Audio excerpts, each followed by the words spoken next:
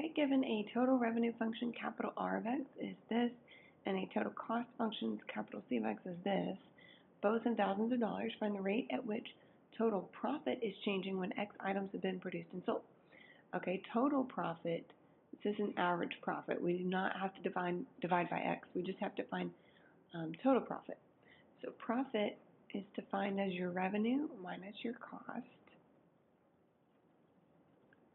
Okay, and by derivative rules, then the derivative of profit is also the derivative of revenue minus the derivative of cost.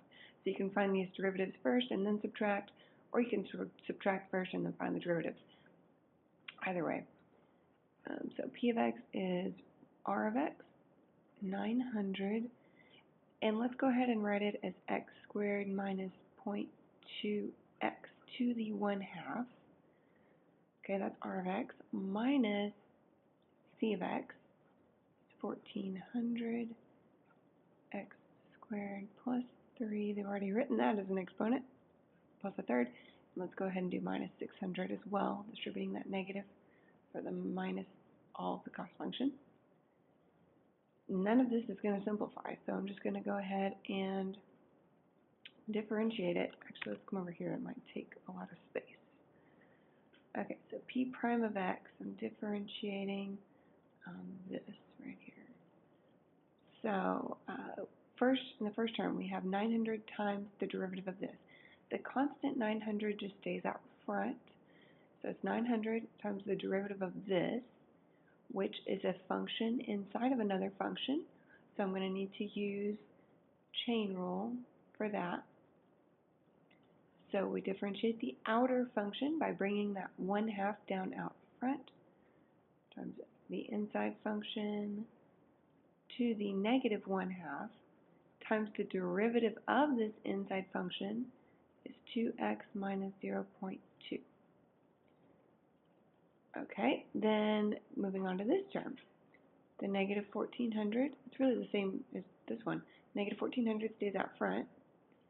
Then it's times the derivative of that, which we also have to use the chain rule for. So we bring the 1/3 down, so it's times 1/3 times the inside function to the power of 1/3 minus 1 is negative 2/3, times the derivative of this inside function is 2x, and then the derivative of negative 600 is 0. Okay, so all of that is the chain rule from that first one, and all of that is the chain rule from the second one. And I think that's all we're finding here. Yeah, it says when X items have been produced and sold, so that's really all we're finding. To enter this in, you could do 900 times 1/2, it's 450. I'd probably just leave the rest of it as is right here.